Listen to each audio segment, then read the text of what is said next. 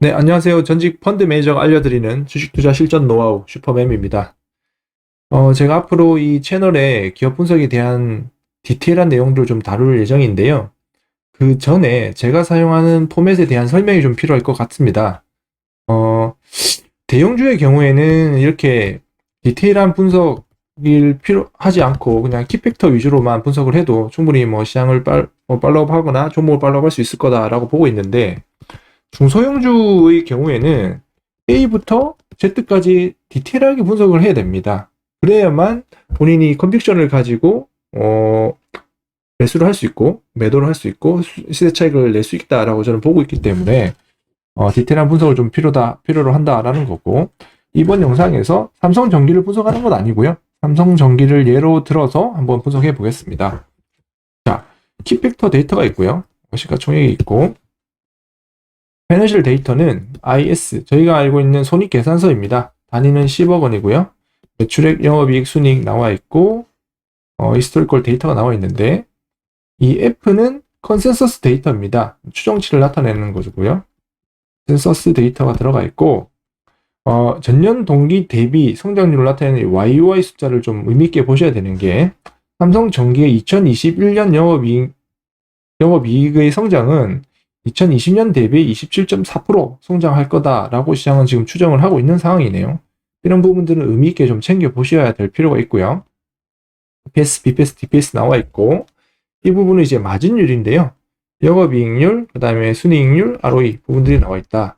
삼성전기를 좀 보게 되면 2017년을 기점으로 영업이익률이 좀 차이가 많이 나네요. 2017년 이전에는 뭐 5% 내외의 영업이익률을 보이다가 18년부터는 10%에 육박하는 마진율을 보이네요.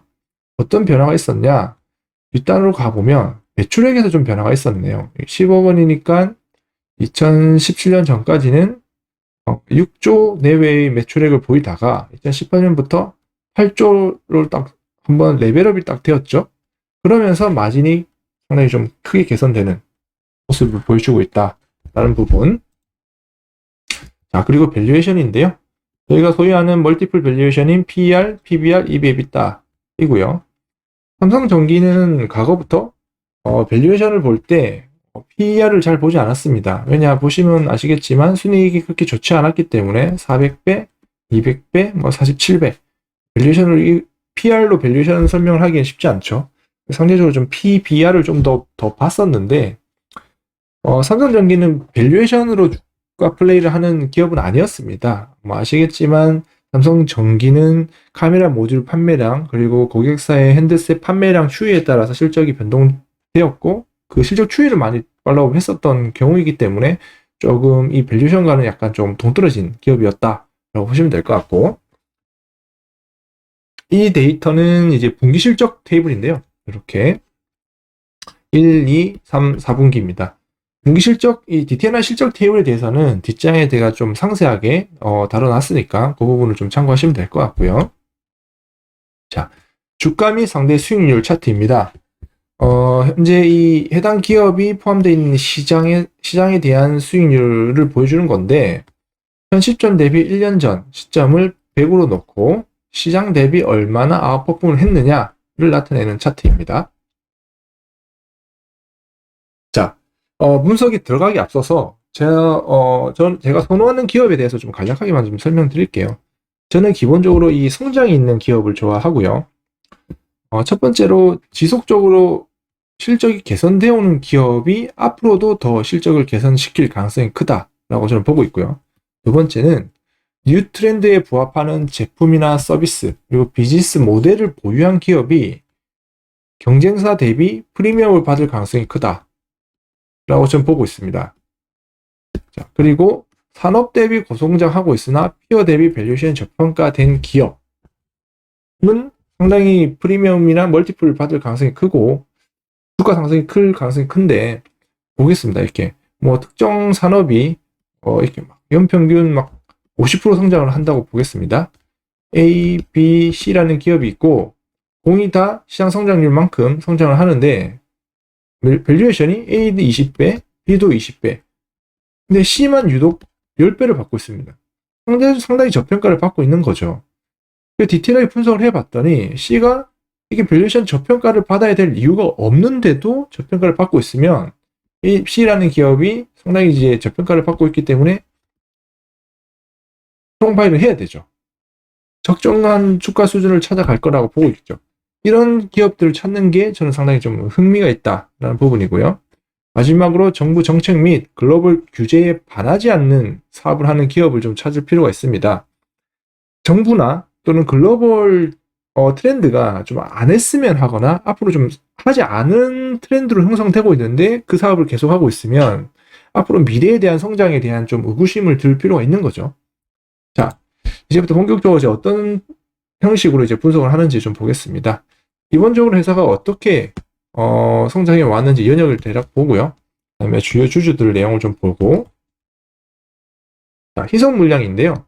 이 희석 물량에 대해서는 대부분 많이 간과하시는 분들이 많습니다. 대표적으로 CB, BW 등의 이제 메자닌 등이 있는데요. 예를 들어서 제가 이 A라는 기업을 막 분석을 했어요. 그래서 제가 1월 한 20일경에 매수할 생각이 있어요. 매수 예정이었는데, 희석 물량을 좀 체크해 보니까 1월 한 22일경 CB 전환 물량이 상장 예정이에요. 상장 예정입니다. 근데 이 상장 예정 물량이 현재 시총 감안했을 때 한 10% 이상 출회되는 물량이다. 그러면 당연히 주가에 이 부분이 상장이 되면 시장에서 이제 좀 매도로 나타날 거기 때문에 주가 상승에 걸림돌이 되겠죠.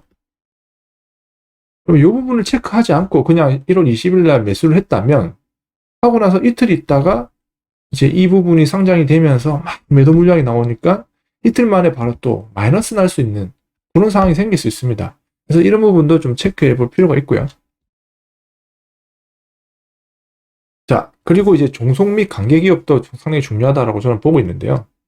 종속 기업은 이제 A라는 삼성전기겠죠. 삼성전기가 50% 초과해서 지분을 보유하고 있거나 50% 이하더라도 실질적 지배를 하고 있는 기업에 대해서는 종속 기업으로 분류를 하고요. 50% 이하 또는 20% 이상 지분을 갖고 있는 기업에 대해서는 관계 기업으로 분류를 합니다. 근데 무슨 차이가 나타나냐? 종속 기업으로 분류를 하게 되면 이 종속 기업에 대한 손익계산서나 재무제표 모든 게 이제 종속 연결 재무제표에 반영이 되게 됩니다.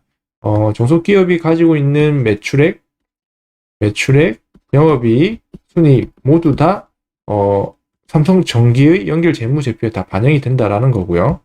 관계기업의 경우에는 순이익에서 지분법만큼만 반영을 한다는 거죠. 예를 들어서 A라는 관계기업이 순이익이 100억이 났으면 삼성전기가 A라는 기업에 대한 지분을 20% 갖고 있었다고 칩시다. 그러면 20%만큼인 20억이 삼성전기의 순이익에 추가된다라고 보시면 됩니다. 자, 왜 중요하냐? 삼성전기의 종속기업인 B라는 기업이 한 3년 연속 대규모 적자를 했어요. 그러다가 올해 갑자기 흑자 전환을 합니다. 그럼 대규모 적자 내던 부분이 흑자로 전환하면서 실적 개선이 좀 크게 나타나겠죠. 이런 부분도 상당히 좀 의미 있게 챙겨봐야 된다라는 부분입니다. 자, 그리고 실적 테이블인데요. 사업보고서나 회사가 제공하는 IR 자료에 보면 매출액에 대해서 디테일하게 이렇게 브레이크다운을 해놓는 경우가 있습니다. 그럴 경우에는 좀 디테일하게 디테일하게 이제 분류를 해서 실적을 좀 체크를 하고요.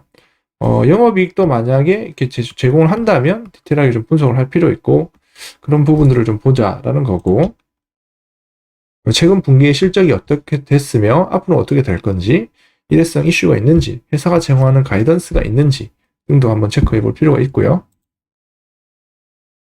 자, 요즘 많은 기업들이 한 가지 사업만 하지 않는 경우가 많습니다. 세 가지 정도 사업군을 하고 있다라고 하면 그 사업군별마다 특성, 그리고 어떤 상황인지에 대해서 좀 분석을 하고요. 주요 고객사들에 대한 흐름이 있는지, 그리고 캐파는 어떻게 되는지, 그리고 캐펙스 계획은 또 있는지, 원재료를 사용하는 기업이라면 원재료에 대한 가격 변동성 어떻게 되는지 좀 체크해보고, 경쟁사의 상황은 어떤지. 자, 그리고 캐펙스 계획이 있다고 하면 그에 대한 투자에 대해서는 뭐 어떻게 뭐 현금성 자산을 좀 많이 가지고 있는지, 부채를 일으키면 뭐 이자 비용이 어느 정도 발생을 하는지, 그리고 뭐 수출이 많거나 해외 매출이 많은 기업에 대해서는 환율 영향은 또 어떻게 되는지도 좀 체크해 볼 필요가 있고요. 마지막으로 이 회사가 이제 주가가 어떻게 뭐 앞으로 어떻게 될지 모르지만 특정한 이벤트가 있으면 주가 상승에 대한 트리거가 나타날 수도 있다라는 부분도 좀 체크해 보고요. 마지막으로 이제 밸류에이션과 이제 결론을 내는데 이 기업이 저평가되어 있는지, 평가되어 있는지, 사야 되는지, 팔아야 되는지에 대한 결론을 내보는 거죠. 이런 식으로 저는 이제 분석을 하고요. 앞으로 뭐 기업 분석을 하게 되면 이 포맷대로 좀 진행을 할 예정입니다. 예, 이상입니다.